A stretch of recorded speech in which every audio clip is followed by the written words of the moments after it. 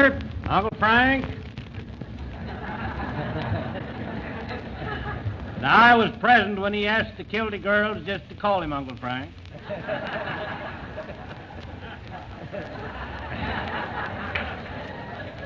Ladies and gentlemen, and fellow Democrats. Lou Entz on one end and Bill Skelly's vice president on the other.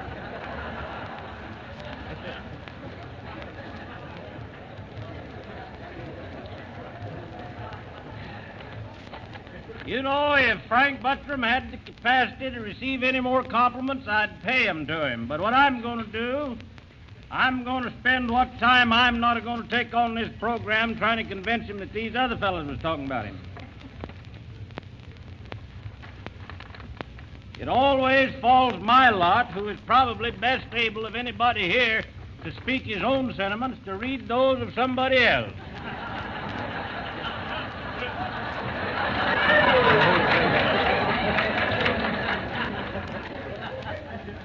I'm going to have to get this between me and somebody, so it's you, Brother Abernathy. In greeting to Frank Buttram, many honors have come to Frank Buttram. Born in humble circumstances on an Oklahoma farm, Mr. Buttram fought his way single-handed through the schools of this state, and you don't know how true that is, until he graduated from Oklahoma's great university. During the period of his schooling, he displayed the same qualities of leadership which in his maturer years, and I really doubt if they have yet come, Frank, have made him one of the great leaders in our state. After graduation, he did not forget his debt to the free school system of Oklahoma. Is that the Republican encore? He devoted 10 years to the task as a regent of leading in the development of his alma mater. For 2 years, he was president of its board of regents. He supplied the leadership in the organization of the Alumni Association. Really, I should have read this before. There's some big words here. Mr. Buttram has long been a leader in the activities of this Chamber of Commerce. To him, the community has looked to point the way in many great tasks. He headed the Committee of 100, which gave Oklahoma City its charter form of government. During the past year, he has served as the president of this Chamber of Commerce. It has been a year of great accomplishments under his leadership. With unusual honors and public achievements has come personal prosperity as well. His success in his private business has widened his opportunity and his prestige. This added power has always been used by Mr. Buttram for the public welfare. He stands today as a man with great insight, energy, and capacity for unselfish leadership. A leader equally interested in affairs religious, cultural, and economic. Now has come to him the signal honor of being chosen by his associate independent oil producers as their leader. Into his hands has been placed the task of leading the way for them. He has been selected as president of the Independent Petroleum Association of America.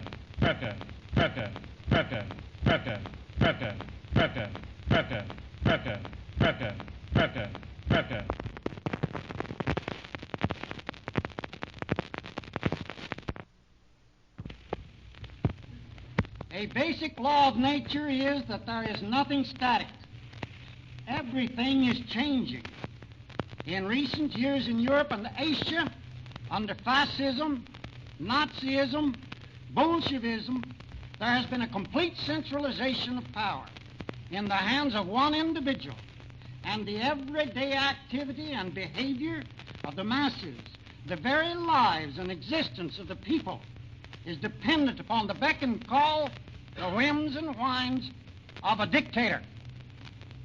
Has the moral and the spiritual life, the plane of living, and the happiness and contentment of the people been improved under such dictatorship?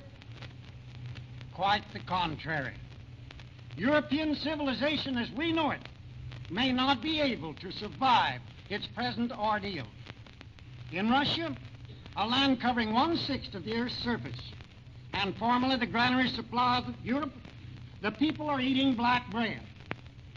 In Russia today, Stalin, with the power of life and death over his 160 million people, in the land where oil was first known to man, with all of his powers to command the entire manpower and the scientific ability of the entire nation, yet it is unable, the entire nation is unable, the limited quantity use, the limited quantity of oil needed for consumptive demand, and the Russian people are forced to eke out an unhappy existence in tattered clothes and on black bread. In the good old United States, in the land of the free and the home of the brave, do we want to exchange our great heritage for a mess of pottage such as the people of Italy, Germany, and Russia are forced to endure? Even in the United States in recent times, there has been a tremendous drift to centralization of power in our national government. There are great politicians and powerful forces in Washington today that are demanding nationalization of the oil industry. And it will only be a short step from this to the nationalization of all industry, at which time we will have lost the right of private ownership and individual initiative, and our people will no longer have a democratic form of government. Is this proposed nationalization justified?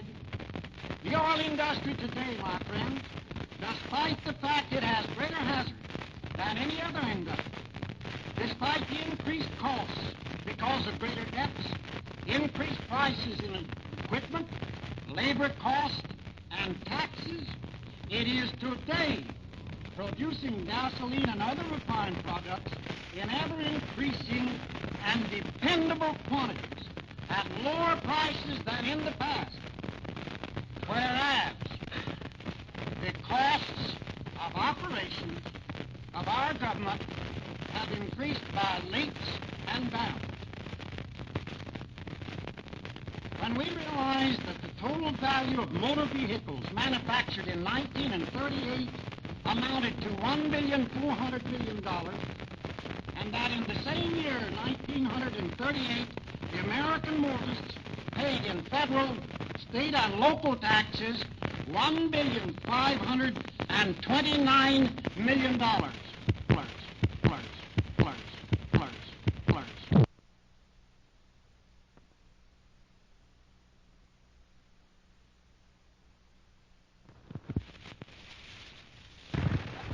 Violated any of the regulations provided in the coal bill, you could be fined $1,000 a day or 1 to 2 years in prison or both.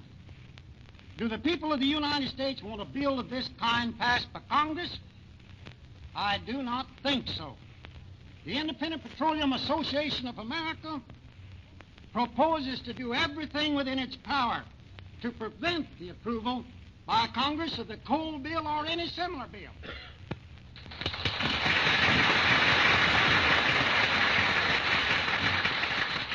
Believing that in this struggle we are not merely fighting a selfish battle, but fighting to uphold the basic principles of the Constitution of the United States and the democratic form of government. If I can read the signs of the times aright, the people of the United States today are saying, let us have less of dreaming and more of realities.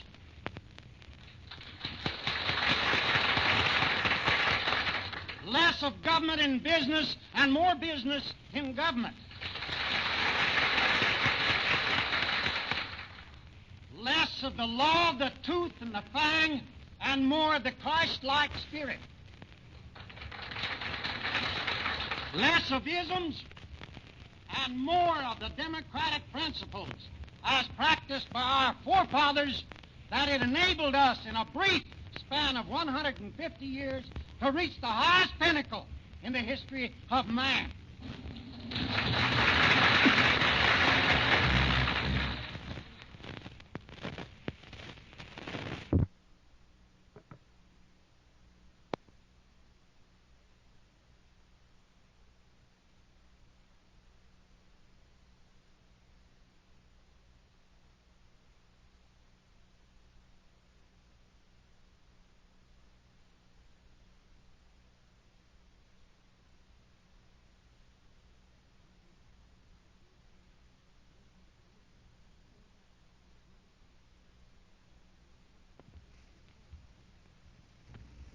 In very troublous times, for a bewildered industry he is selected to guide its destinies.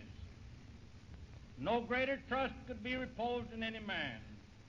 Every man, woman, and child in America will be affected directly or indirectly by the wisdom of the course he pursues.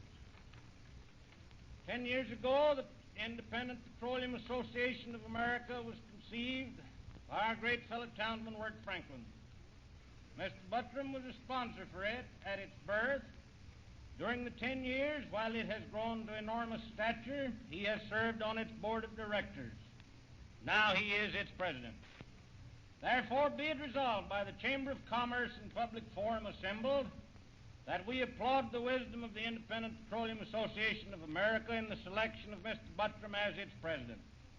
That we declare our unstinted admiration for the character of the man and our unqualified confidence in his unselfish and able leadership.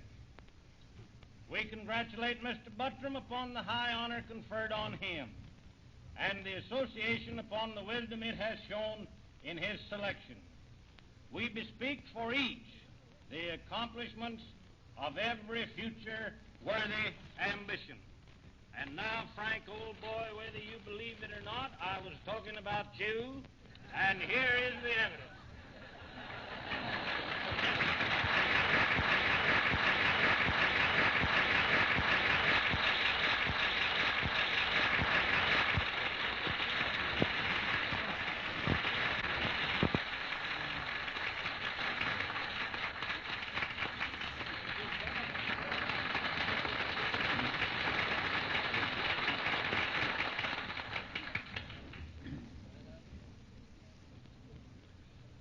One would be less than human if it did not give expression to a keen appreciation for the things said and done here today.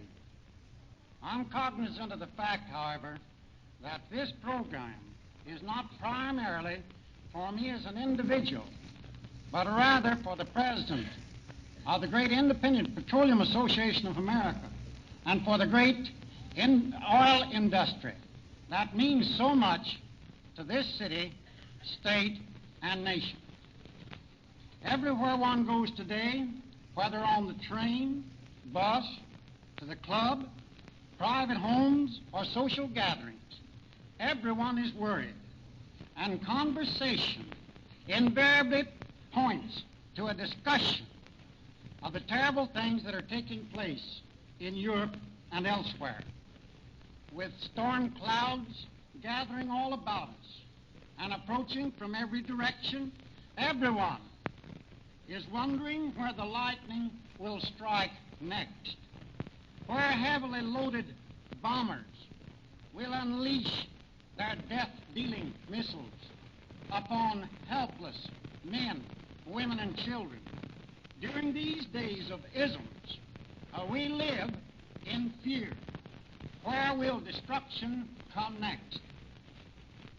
Little do we realize how fortunate we are that we can meet in places like this and quietly and peaceably discuss our industrial and governmental problems without GPU or other secret detectives waiting to report to some dictator to have us thrown into a dungeon without due process of law.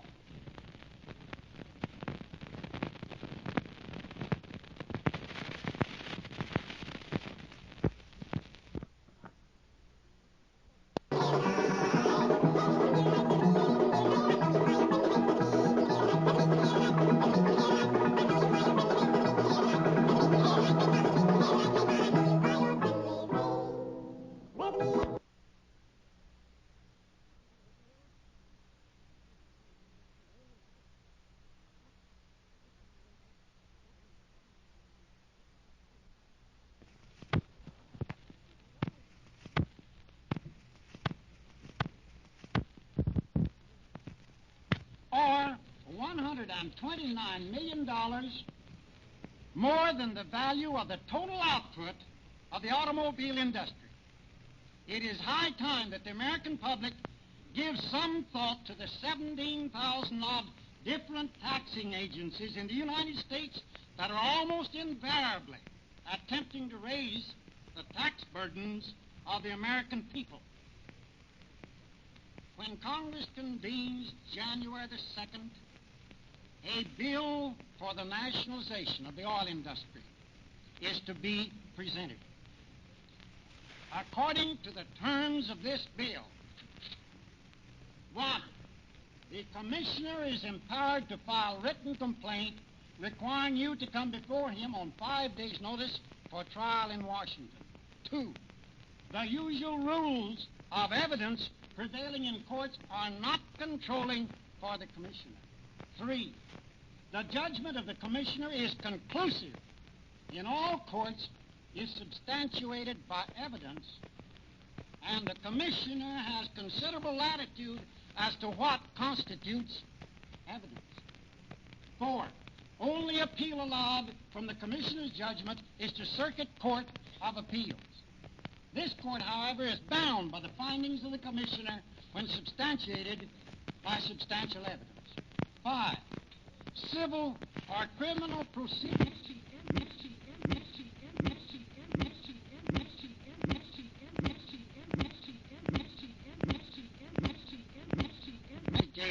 by the commissioner instigated by the commissioner to be instigated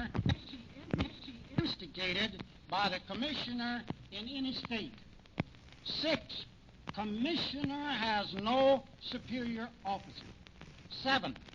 Coal bill if passed, the states will be powerless to control production within their borders.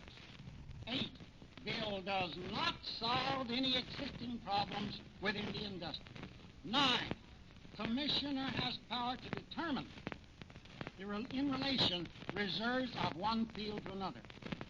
This is very significant. In the Oklahoma City field, there are 14 oil and 8 gas producing horizons. The commissioner is empowered to hold a hearing on any well producing from any of the 22 horizons in the Oklahoma City field.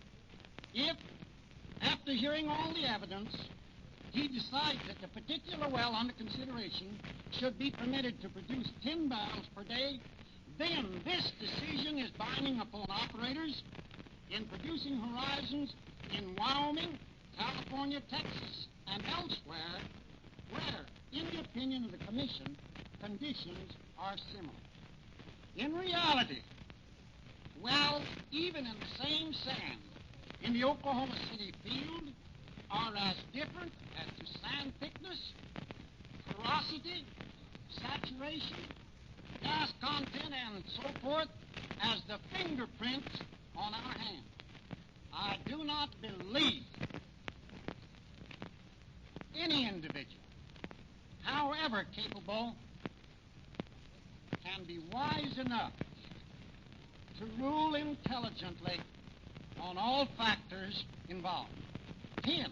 Also of extreme significance, the coal bill provides for, get this, appointment of the commissioner by the President of the United States, but he is not subject to confirmation by the Senate.